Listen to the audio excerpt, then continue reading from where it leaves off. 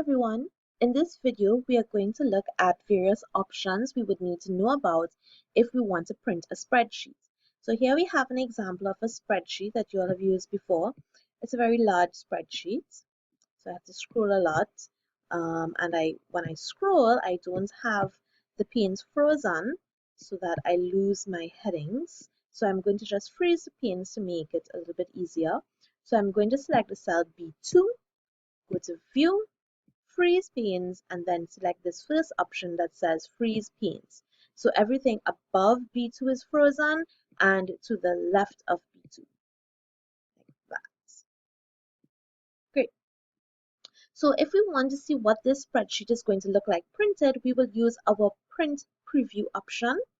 So this print preview is going to change depending on the printer that you have selected. So I don't actually have a printer connected to this computer here. There are 4 pages in this spreadsheet. So we notice a few things about this print preview is that, well, there's a footer here. When I go to page 2, I actually lose all of the headings even though I've used freeze panes.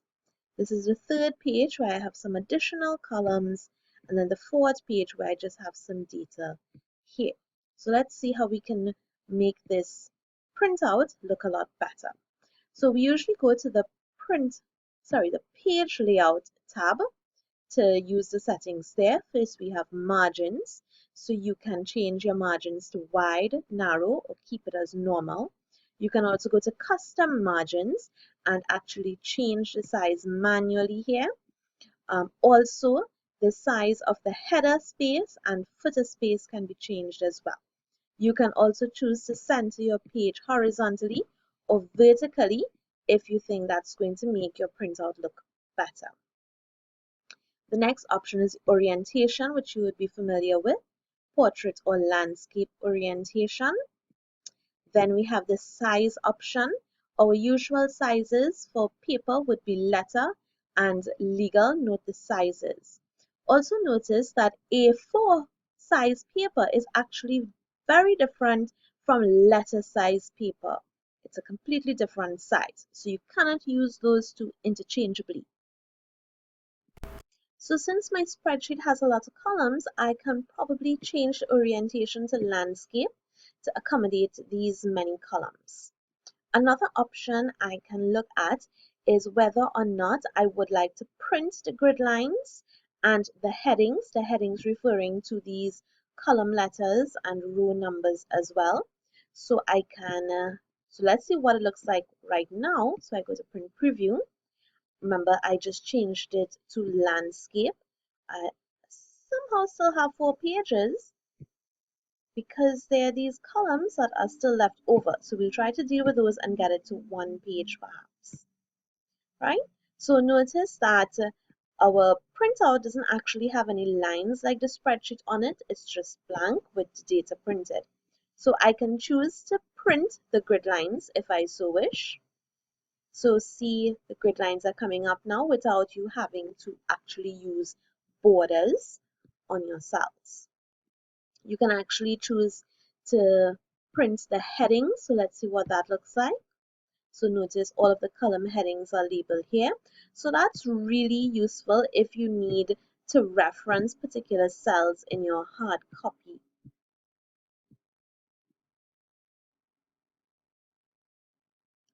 Another great option you can use is the print titles. So here we have rows to repeat at the top. So I'm going to just use this little icon here in order to select rows that I want to be repeated at the top of each page of the printout. So I just want this row 1 with all of my headings to be repeated. If I wanted multiple rows to be repeated, I would just select those rows. But it's just the first row. Then columns to repeat at the left. So I'm going to use the little collapse window icon, and I would like the order date to be repeated.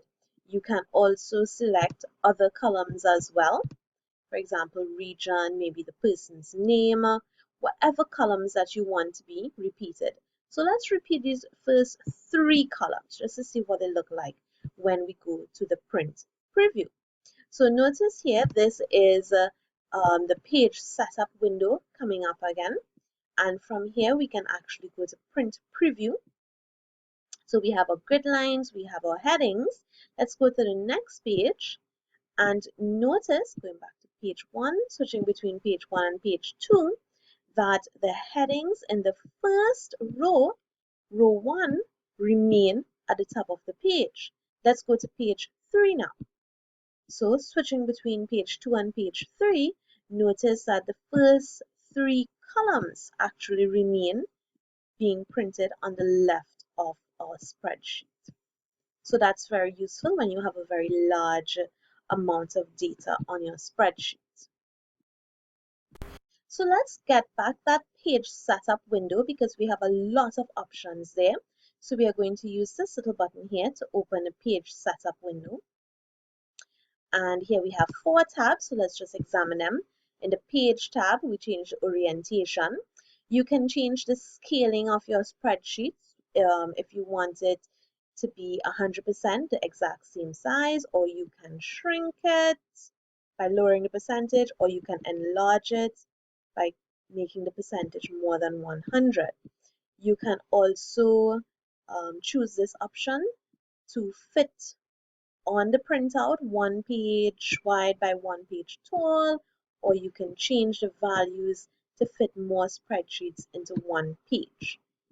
Paper size letter, you can also change your print quality here. So let's go to the margins tab, which we had looked at previously, changing all of your margins, top, bottom, left, right, header and footer section, and centering on the physical page. Then we jump to the sheet tab where we did the rows to repeat at the top and columns to repeat at the left.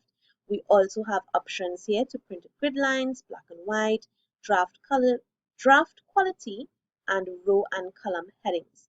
This is also an important option, the page order, whether you are printing down and then over to the next set of data, or across and then down to the next set of data. So it just determines the order in which the entire table is printed, because as you see here, that a table can take up multiple pages. So you can also define a particular area to print using the print area section.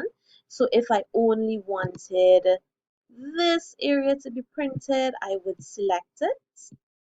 And when I go to print preview, I'm only seeing that print area that I selected.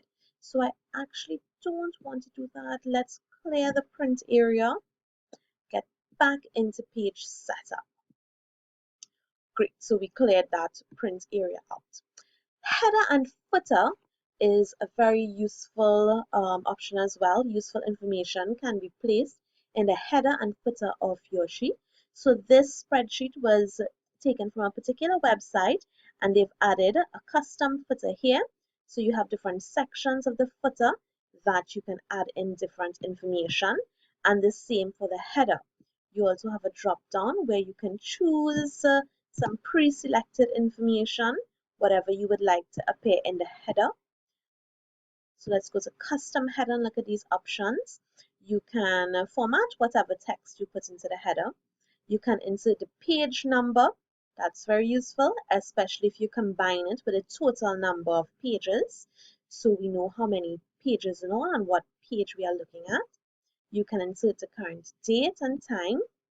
The file path, the file name I find is very useful, as well as the sheet name, because we know we have multiple sheets. So for instance, in the center section, I can include the file name, and in the right section, I can perhaps include the sheet name.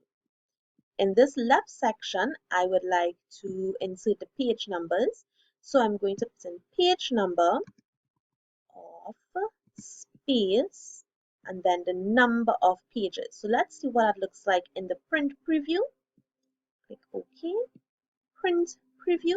So I have one of 4 pages. This here is my file name, and this here is the worksheet tab.